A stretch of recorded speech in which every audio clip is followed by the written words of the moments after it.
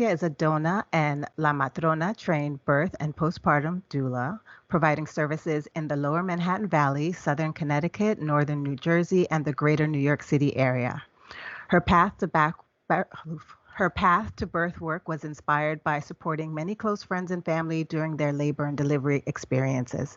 It was these formative experiences that guided her during her early training, informing her current approach as a doula of being centered on wholehearted attentiveness and providing a calm presence while giving non judgmental physical, emotional, and spiritual support to pregnant persons. Welcome, Valencia. It's good to have Thank you you. Thank on. you. Thank you so much for agreeing Happy to to be be here. here. Hey, how are you? How are you holding up during our stay-at-home order? As best as I can.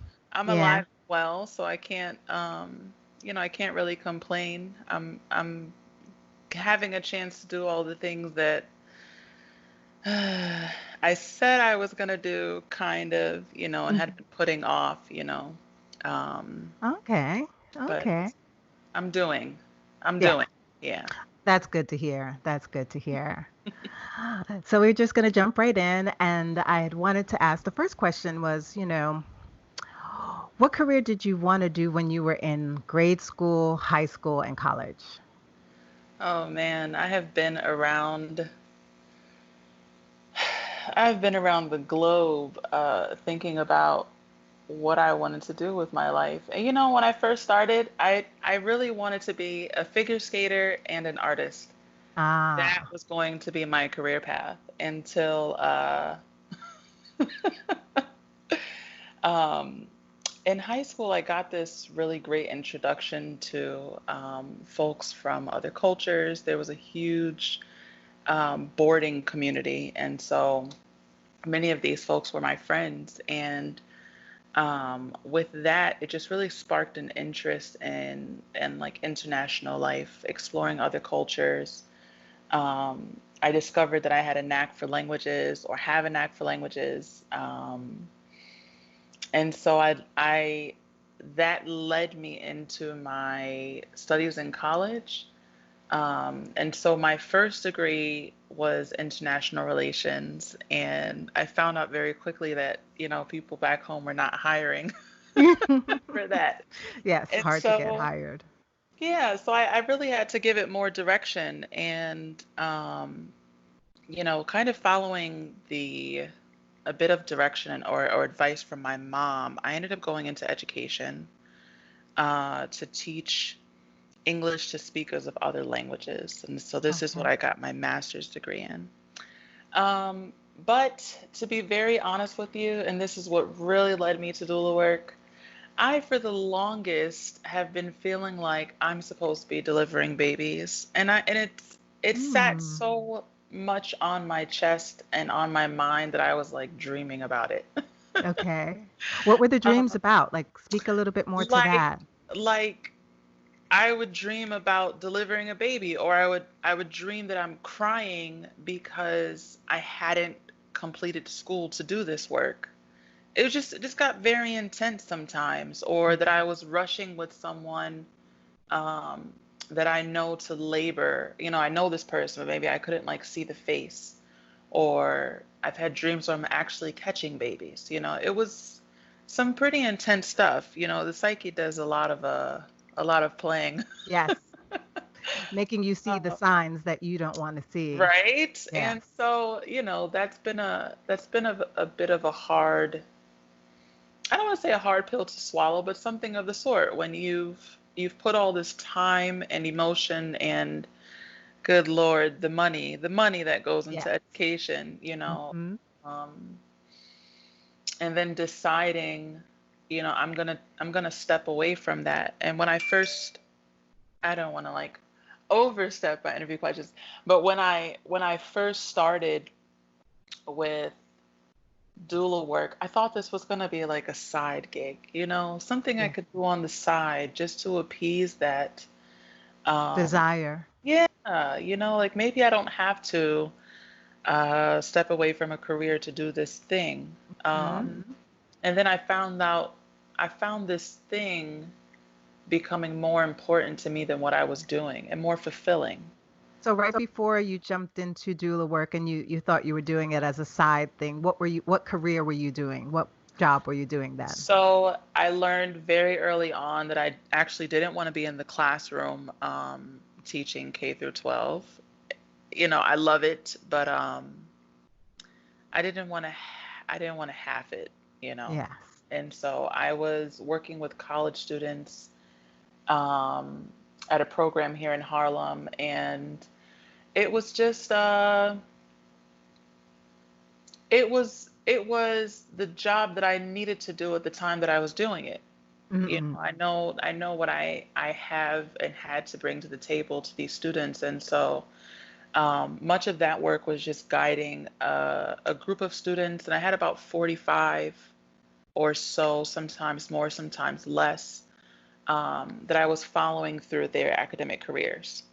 And so, I had students from as far as SUNY Oneonta, which is upstate New York, down to Florida. And so, while I liked it, while it was challenging, while they benefited from my students and they benefited from me, that experience and relationship. Um, I only had but so many sick days to call out for labor. That's true. So, That is true. So so speak a little bit to that. Like speak to, how was it managing a career and also a job rather, and then doing this side job and trying to call out for births? Like, difficult. yeah.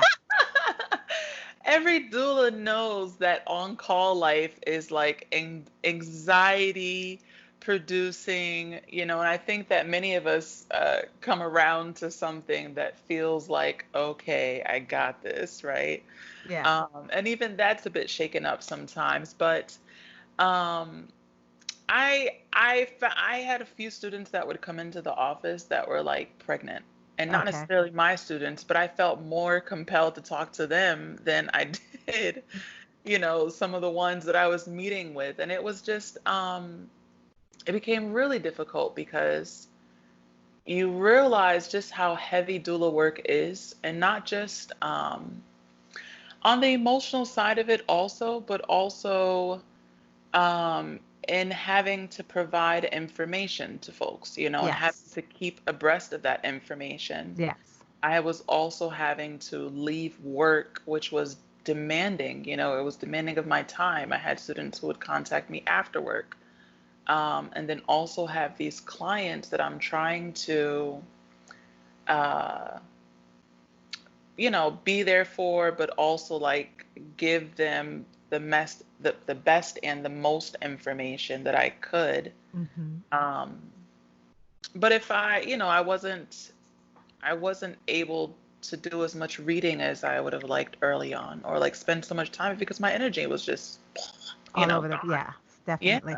And just so people know what the on-call period is, the on-call period is the period in which a doula is on call for a client who could potentially go into labor, and that window is different for everyone. There are some people who start at 37 weeks until whenever their doctor lets them go, whether that's 41 or 42. So that 5-week window, a client can go into labor at any point, and so we're on call, which means our phones are on 24/7. We're checking to make sure that they're fully charged. We could get a call in the middle of the night saying where labor started and have to go.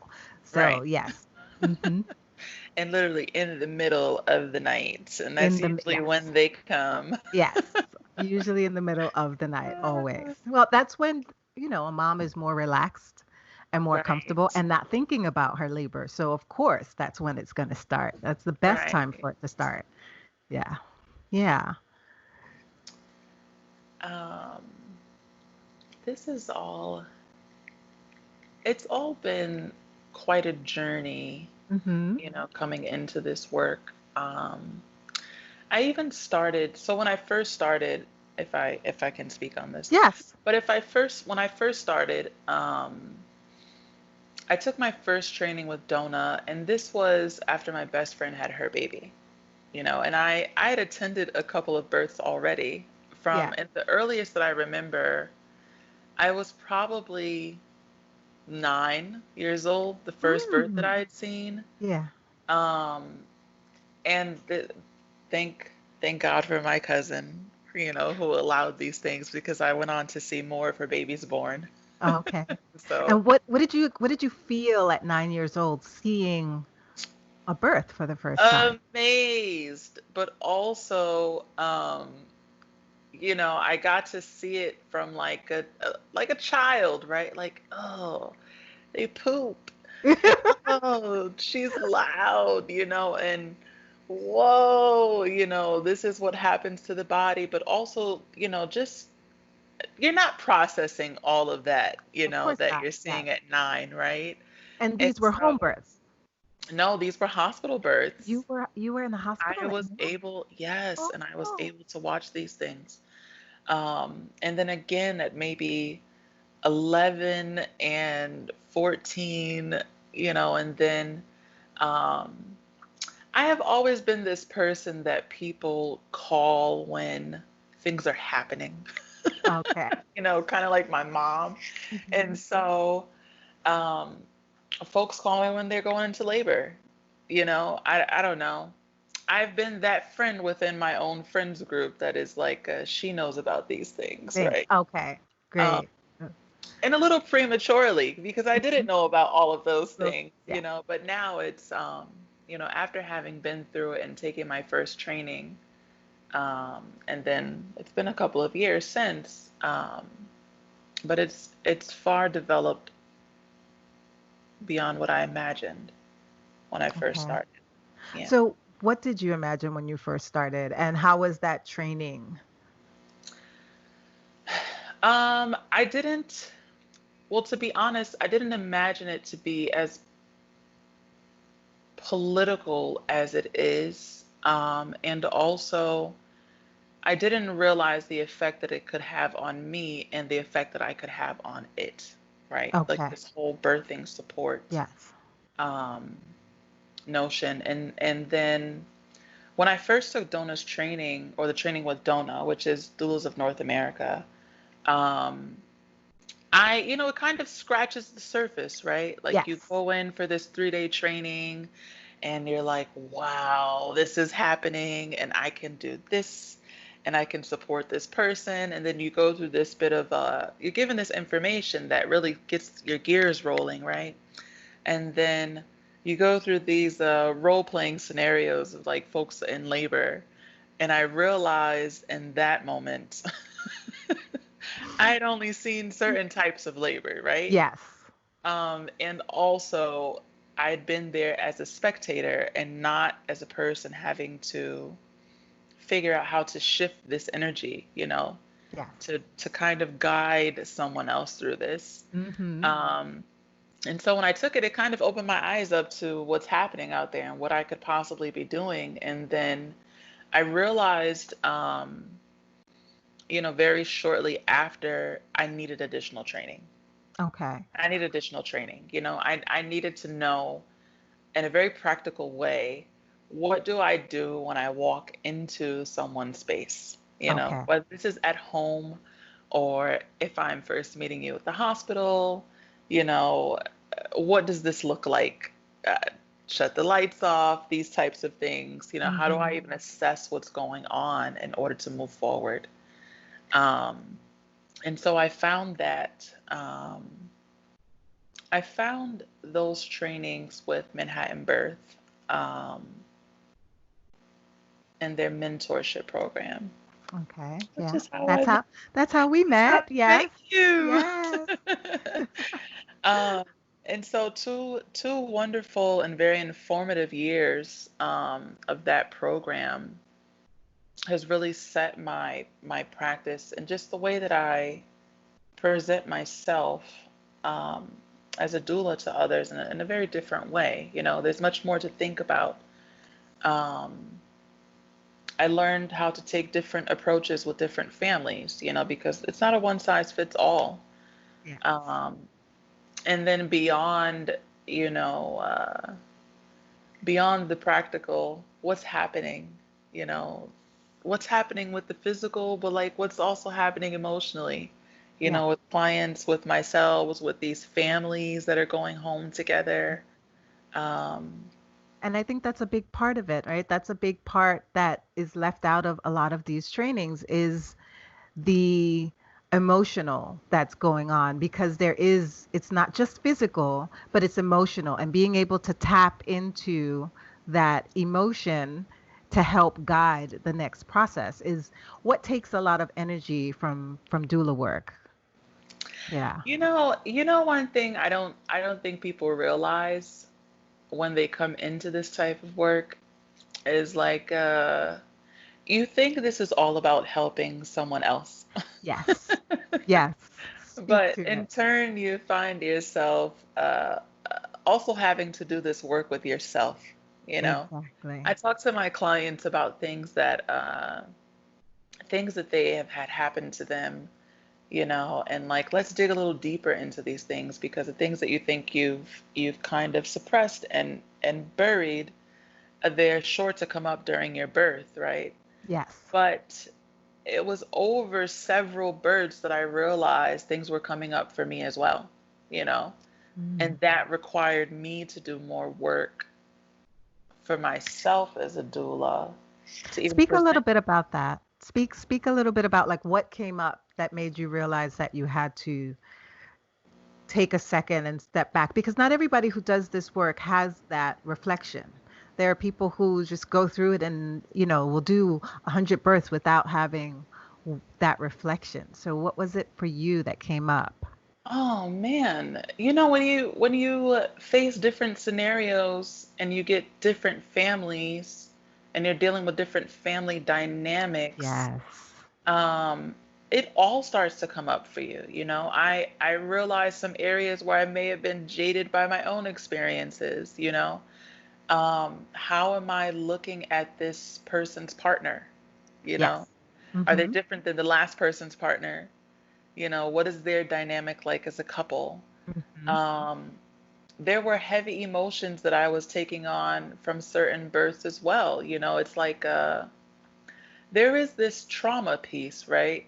Yes. And it's huge in birth work. It's just huge in like self work, as well. But when you're working with others, it becomes that much more important and magnified, you know, Definitely. um, because there were things that I was bringing to their birth, knowing the experience that I'd had at the last one, right? Like, what was that doctor like?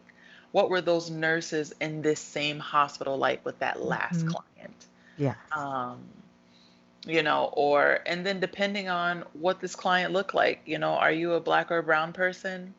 What additional feelings am I holding for this person because I feel the need to protect even more? Mm-hmm. um, Processing all of that, and then just being a woman and supporting women through these spaces, I think that it's allowed me to tap in a little more to myself, you know.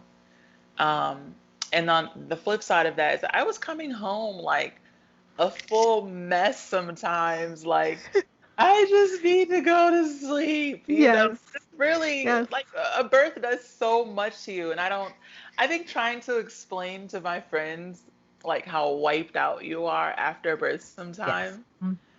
and friends who are not other birth workers, because other Yes. birth workers get They it. get it. Exactly. Exactly. Um, but just trying to explain to folks like the emotional toll, sometimes is it is quite an experience, and it does take a day or two to recover Co- from that, you know. Yes. Even some Yes. of the crying, I'm like, why am I crying? It was just, I'd been holding on to something, or maybe that was a certain type of experience for me, and it's, this is how it's coming out. Yes.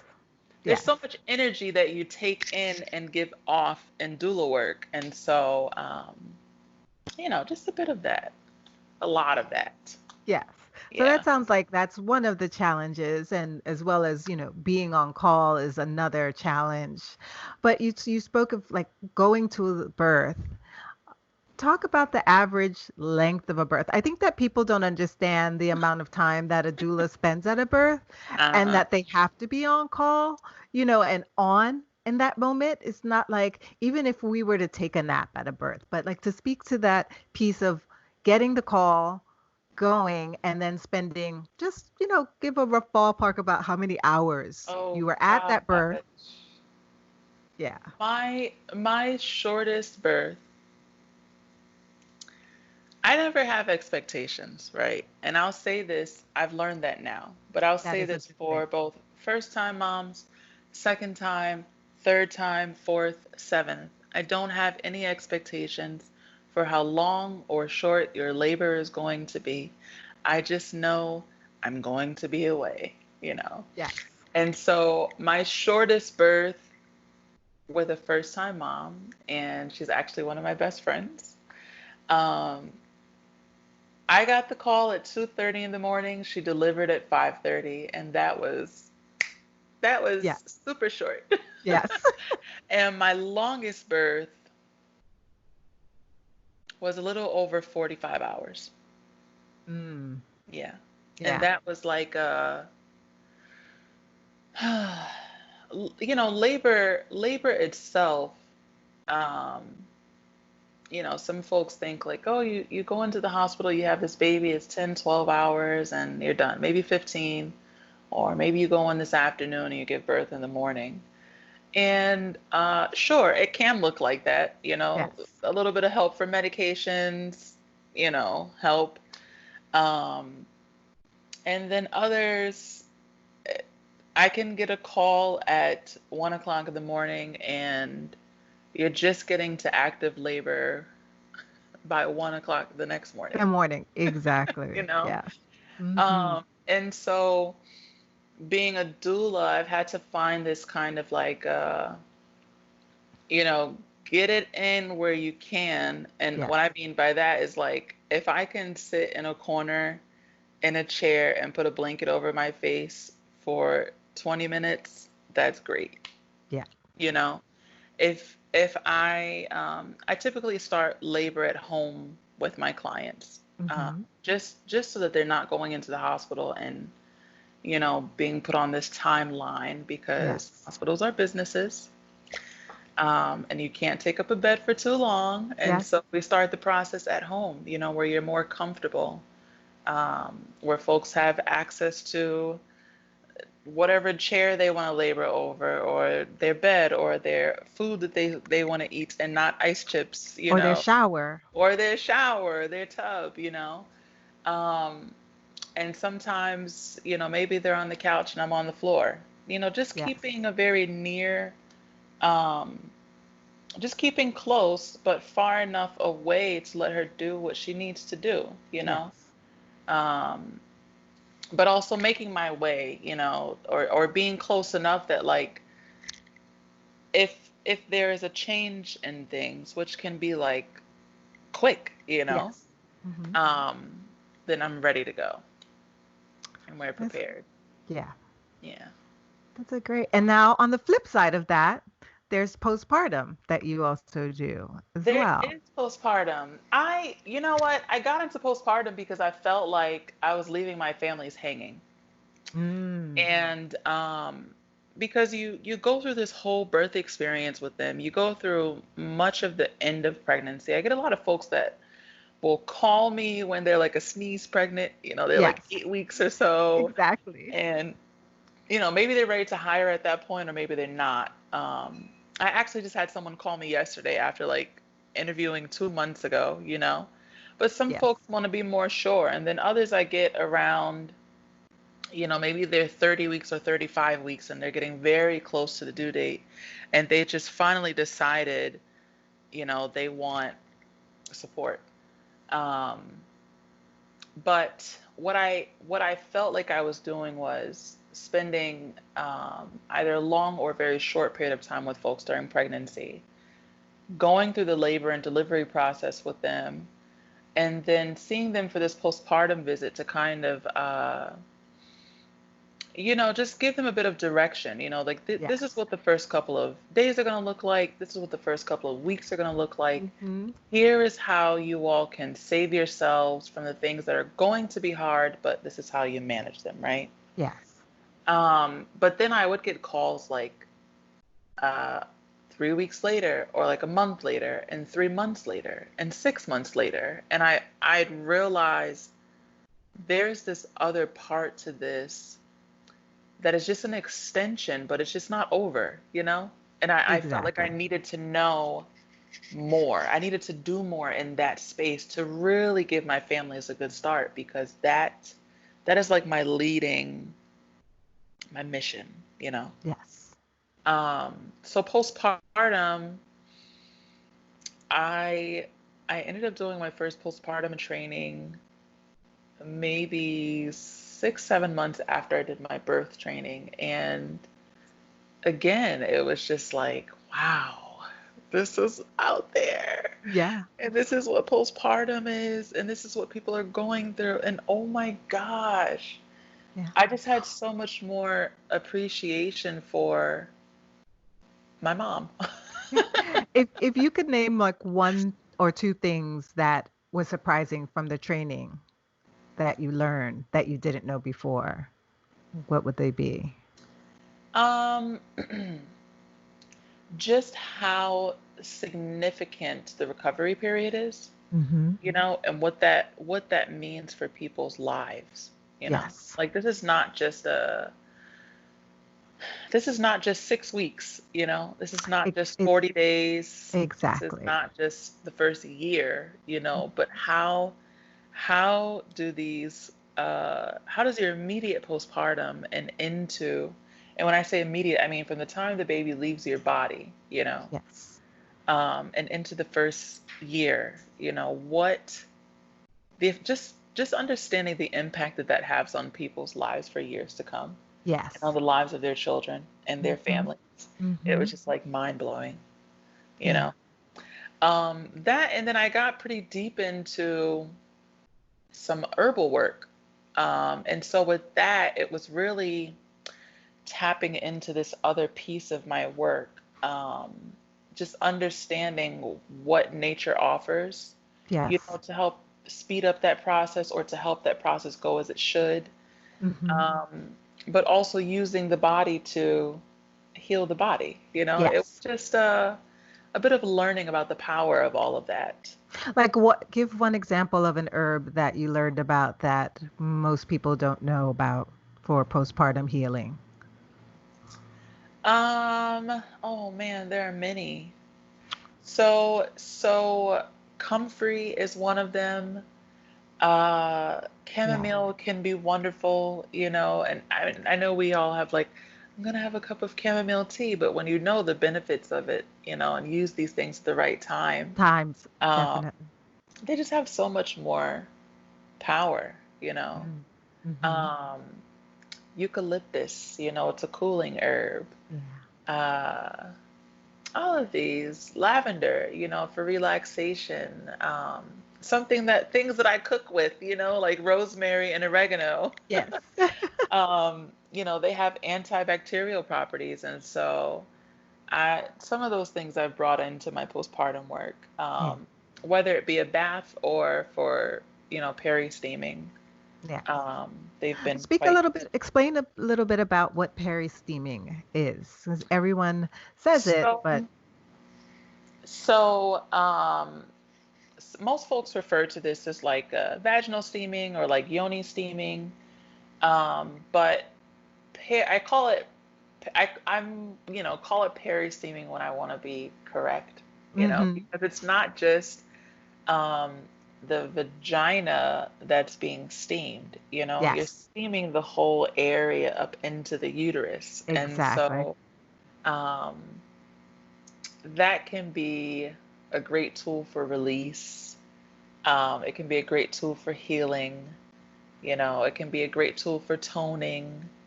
Um, and then set you up for some good stuff, in your sex life if you want it. Yeah.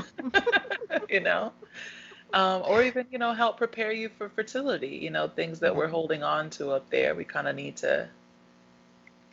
steam Let on go. out. Yes. Yeah. Yeah.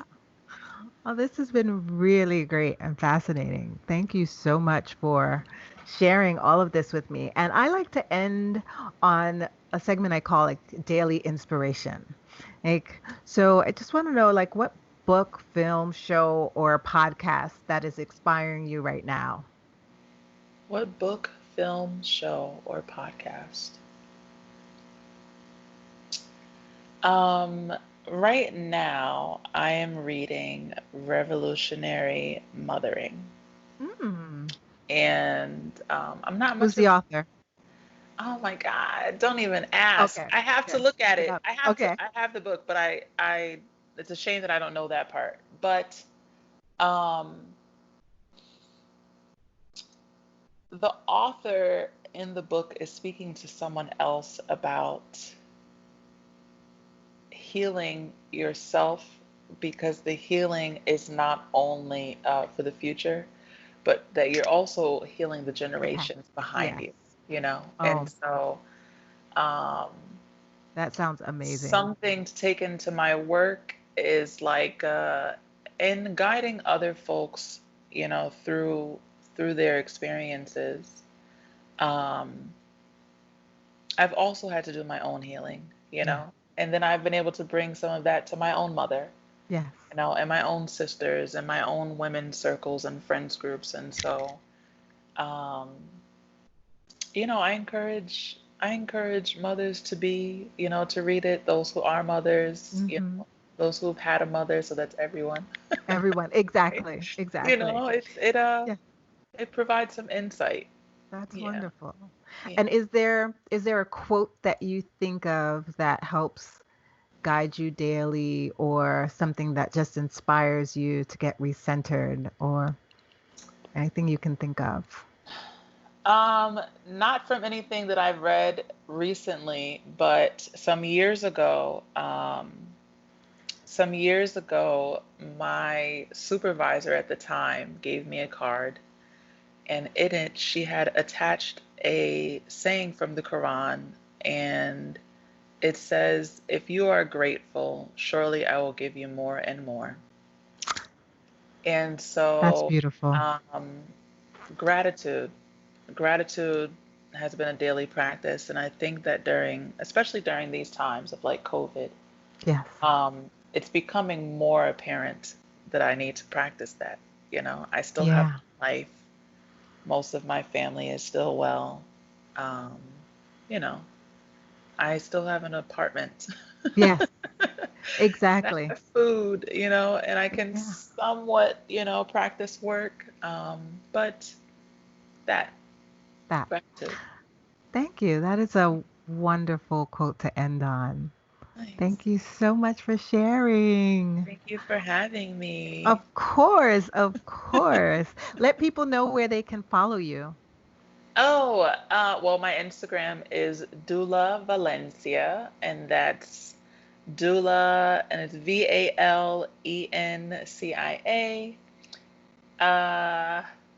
I guess it's And the only your place you can follow me, but then and my website? my website is doulavalencia.com. So, pretty easy to remember. Yes. Yeah. Ah, well, thank you so much, Valencia.